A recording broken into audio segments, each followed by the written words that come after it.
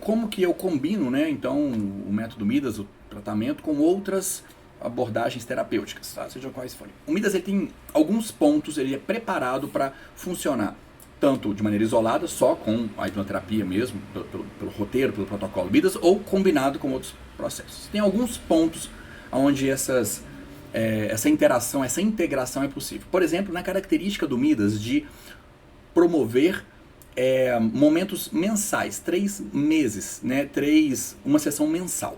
O intervalo entre as sessões ele é longo para a percepção tradicional aí de dinâmica de uma terapia. Entre aspas, aqui entre a gente, não é tecnicamente longo porque o paciente ele está todos os dias em terapia, tá?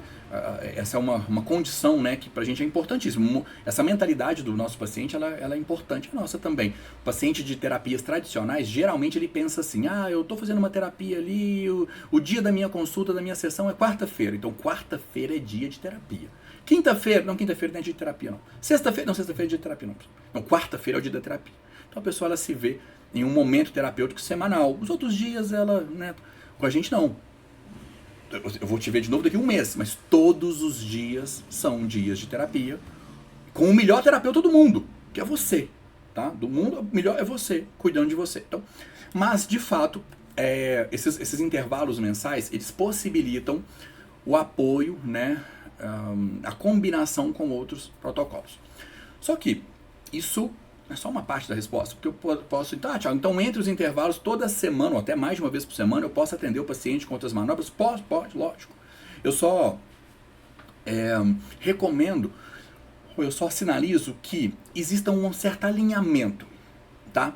Que outras escolas terapêuticas, dependente de quais, não defendem tanto, tá? Aquela condição onde um paciente chega e fala o seguinte, eu quero tratar isso aqui, tá? Vamos começar.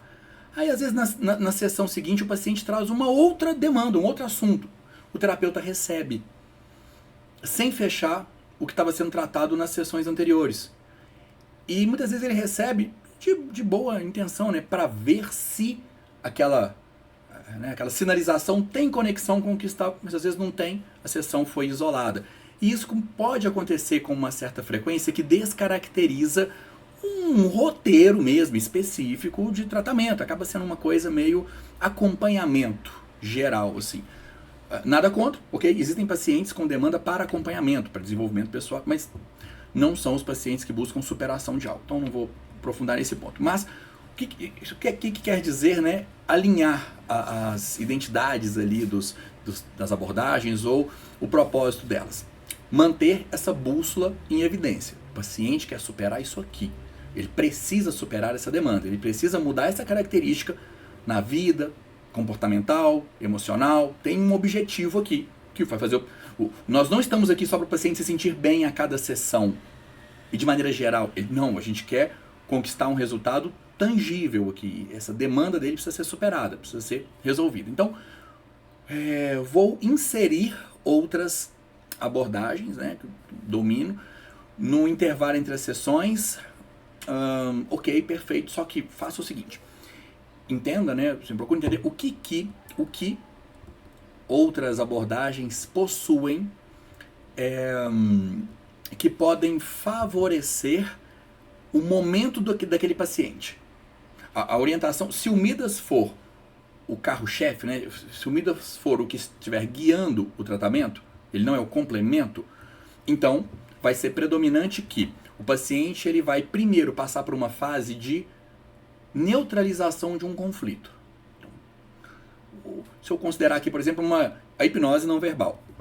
Thiago, eu tenho habilidade aqui com a hipnose pelo magnetismo, hipnose não verbal, mas não é só, porque o rótulo, né, hipnose não verbal, mas a gente sabe que por trás da hipnose não verbal, na verdade, existe um tratamento não verbal. Então, vamos supor, como exemplo aqui, que, Thiago, eu sei uma abordagem de tratamento não verbal, além da hipnose, né, não é só o transe, onde o paciente utiliza o chamado médico interno, onde ele tem processos de autorressignificação. Eu não verbalizo necessariamente o que está acontecendo, mas eu coloco o paciente em contato com o conflito e eu deixo ele em um processo catártico, que seja, enfim, um processo interno de solução daquilo. Aí a gente tem uma possibilidade de combinação que é a seguinte, olha, nós fazemos a primeira sessão do Midas, que é uma sessão que vai neutralizar um conflito. Ponto. Agora, no sistema nervoso, inclusive, esse conflito ele está enfraquecido. Ele não está morto, porque nós não desfazemos tecnicamente a conexão neural. Nós desviamos o fluxo de comunicação neuronal, para não passar por aquele caminho. Mas o caminho, fisiologicamente, ele está formado ali entre os neurônios. A comunicação não passa por ali. O que a gente pode fazer? A gente pode, por exemplo, dar a esse paciente a percepção de que agora ele bate no problema, agora ele ganha do problema. Depois de fazer essa sessão, numa semana seguinte, paciente, hipnose não verbal, lembra do que nós encaramos, do que surgiu na semana passada? Nossa, semana passada veio aquela memória, né? Daquela coisa ruim ali que apareceu. Às vezes nem é coisa ruim, não, mas veio uma memória que precisava ser encarada. Ou veio uma encenação, né? Não necessariamente uma memória, que precisava ser encarada. Veio uma questão mentalmente ali, emocionalmente. Pois é, hoje nós vamos lidar com ela novamente.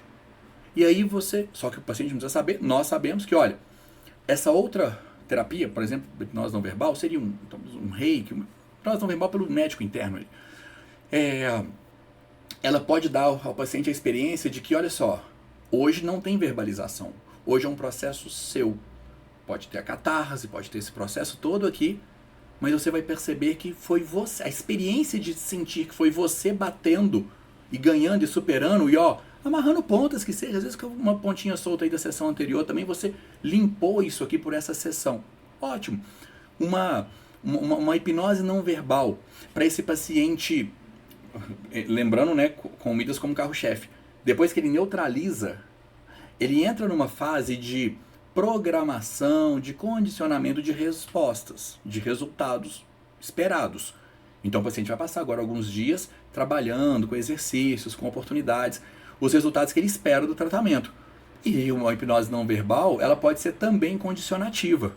Paciente, mentaliza, visualiza, perceba, idealize, né, projete esse cenário aqui, e agora você vai passar por uma sessão de hipnose não verbal, onde, mesmo que sem tanta percepção racional, porque a hipnose não verbal pode, né, promover isso também, você não vai ter tanta racionalização do que está acontecendo, igual foi naquela primeira sessão, que você encenou mentalmente. Hoje não vai ter tanta dessa percepção não, só que você vai perceber, você vai sentir a sessão. E você pode fazer uma sessão, uma semana seguinte também, ao invés de, né, bater na questão anterior, pode fazer para condicionar o bem-estar, condicionar as percepções de solução que o paciente já busca ali mesmo. Pode usar a hipnose não verbal como um veículo de condicionamento, que também faz parte dessa primeira fase, né? Quando eu falo primeira fase do Midas, gente, na verdade, por cima, anteriormente, ou maior do que o Midas, tem a neurociência, tá? Essa primeira fase ela é pela neurociência, antes de nós programarmos um resultado no sistema nervoso, se existe um antagonista, se existe uma oposição, primeiro nós temos que neutralizar essa oposição. Então é da neuro isso, tá? Neutralizei. Hipnose não verbal pode servir para o paciente simplesmente desenvolver mais inteligência emocional. Ele pode ter um tempo ali, onde ele vai, de maneira não verbal, em hipnose, ele vai processar ali características emocionais, como a serenidade, como sensações que ele não conseguia ter em função daquele problema de antes. Então, enfim, de maneira geral, eu diria que cada forma de terapia tem a sua característica, tem a sua essência, mas tem o seu vetor de promoção de resultados. Cabe, lógico, a cada terapeuta dominar isso. E por mais que seja óbvio esse comentário aqui, ele não é, porque, deixa eu dar um exemplo fora da... massoterapia, por exemplo. Olha só, bom exemplo. Muitas vezes os massoterapeutas não aprendem a mapear ou a entender o corpo, a relação entre o corpo, a construção do corpo e de toda a estrutura, né, de muscular, onde eles agem diretamente, e as relações emocionais daquela parte do corpo. E olha que existem, eu até reconheço que as escolas mais tradicionais de massoterapia não promovem tanto isso, mas existem escolas complementares que são dedicadas a isso. A microfisioterapia, por exemplo, mapeia bem isso. A nova medicina germânica mapeia bem isso. A nova medicina germânica sabe que, por exemplo, decisões, conflitos emocionais para tomada de decisão, elas possuem uma relação direta com a região do nosso tornozelo. Os joelhos, né? A estrutura da perna, toda a estrutura nossa do corpo tem uma associação, mas na massoterapia. Um massoterapeuta ele pode se promover para entender que, olha, quando eu estou fazendo a manobra da massoterapia, uma sessão de massoterapia, eu não estou apenas liberando tensão, não estou apenas liberando nódulos, não estou apenas aumentando a amplitude aqui dos movimentos. Não, peraí. Tem um motivo para essa parte do corpo do meu paciente estar com essa reação. E não é só postural, não. Postural talvez vai ser a predisposição que ele tem para manifestar isso aqui. Tem muito mais por trás disso. Então, se o paciente está superando aqui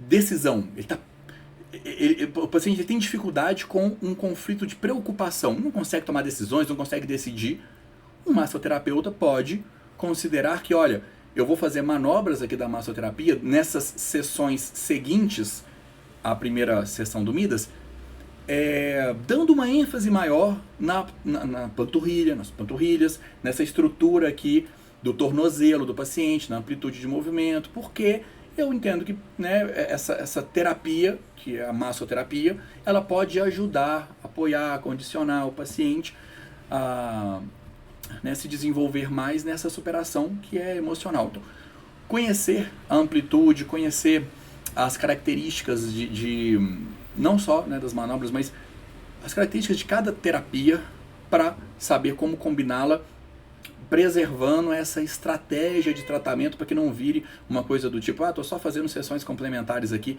sem uma estratégia alinhada.